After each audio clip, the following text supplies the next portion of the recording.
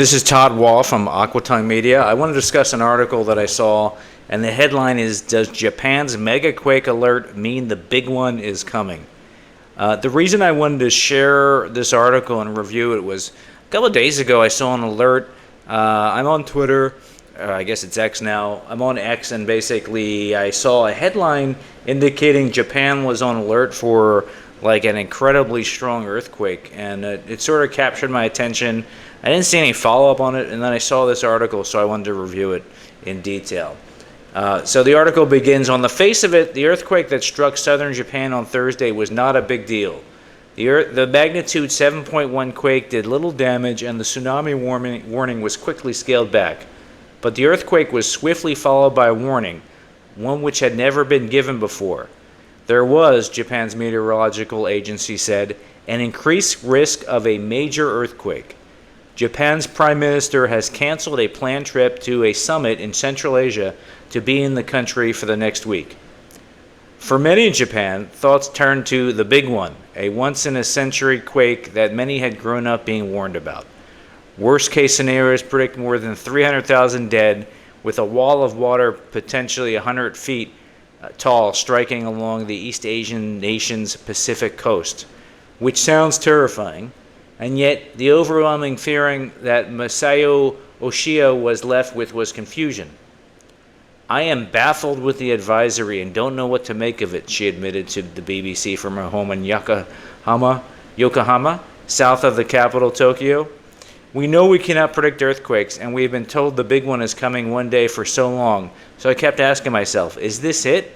But it does not seem real to me. So what is the big one? Can it be predicted, and is it likely to strike anytime soon?" So basically, there was a relatively small earthquake, and after the small earthquake, there was a warning issued that potentially the big one was about to follow, which caused quite a bit of alarm, quite a bit of confusion in Japan, and so that's kind of the issue. That's kind of what happened. So what are Japanese authorities worried about? Japan is a country used to earthquakes. It sits on the Ring of Fire and as a result experiences about 1,500 earthquakes a year.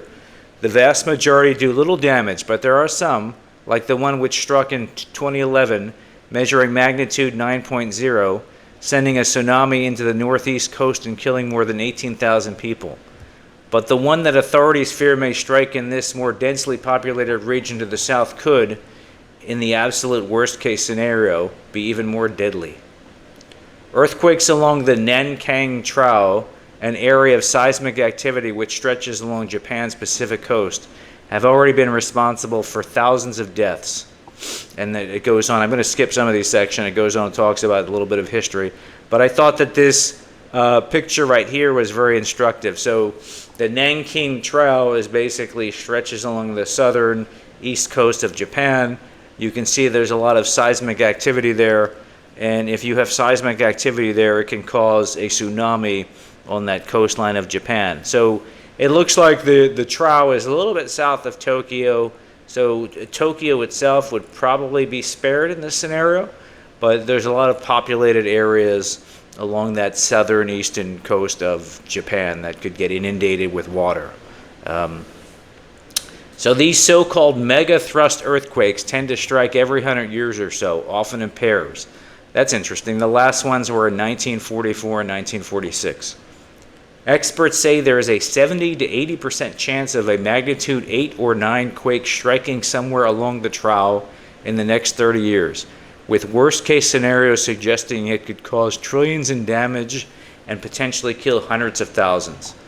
Now that's kind of scary. The thing that's interesting about Japan, although Japan's a rich country, Japan is, like most of the West, Japan is basically aging rapidly.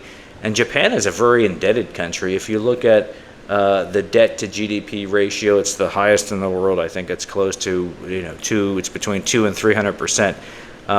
And it's significantly, the gap between that and the second most indebted country is pretty great. But Japan's been in debt for quite a while, but I suppose an earthquake of this magnitude, if it crippled the economy, caused trillions in damages, I think that could potentially put the Japanese economy really at risk, and I think potentially impact global financial markets. But can they actually predict an earthquake? Not according to Robert Geller, professor emeritus of seismology at the University of Tokyo. The issuance of the warning yesterday has almost nothing to do with science, he told the BBC. This, he argues, is because while earthquakes are known to be clustered phenomena, it is not possible to tell in advance whether a quake is a foreshock or an aftershock.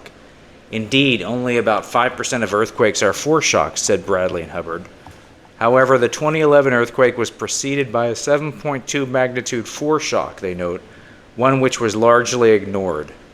The warning system was drawn up after 2011 in an attempt to prevent a disaster of this scale again, and Thursday was the first time the Japan Meteorological Agency, JMA, used it. So I think it's interesting. I'm not going to go through the entire article. I think one of the things they talk about at the very end that I wanted to bring up was that it raised a lot of perhaps the purpose of this was it raised a lot of people's attention and awakened them. People can get, even in a country like Japan, where the threat of earthquakes and tsunamis is ever present, these events don't happen all that frequently. People can become relatively complacent. And so at the end of the article, they kind of point this out. So I can just read this last sentence or two. Professor Geller, for all his skepticism, says this is a good opportunity to make sure you're doing all the routine precautions you should be doing anyway. Have a week's worth of water on hand, some canned food, and then maybe have some batteries for your flashlight, he advises. So I think that in aggregate, in total, this headline that we saw last week was a little bit overdone. It doesn't seem like Japan is really on the cusp of having a major earthquake, but it was interesting in any event to read the article and think about it. At some point in the next 20 to 30 years, it's almost certain that there will be another significant earthquake in Japan, and so this kind of just made us aware of it and continue to raise our awareness of the risks of this type of activity in Japan. But I thank you for spending your time listening to me. Please, if you have any comments, put them in the comment section below. Thank you.